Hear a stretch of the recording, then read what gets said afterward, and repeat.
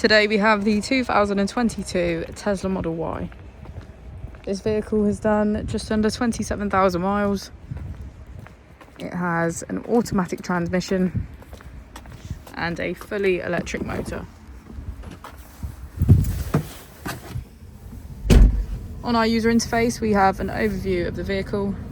This allows us to open the bonnet, charging port and boot, all from within inside the car.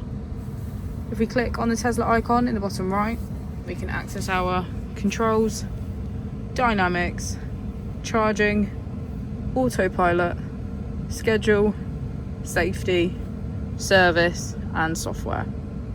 Within safety we have advanced features such as a pin to drive and a glove box pin. If we go back into software and click on additional vehicle information, we can get a deeper analysis of the vehicle spec. The Model Y comes with a 360 degrees camera, and with that you can access your dash cam. If we press here, we can access our climate control with heated seats on either side, a heated steering wheel and heated windscreen. As we go into the back of the vehicle, we can see that it has a full leather black interior and get a good view of our panoramic roof.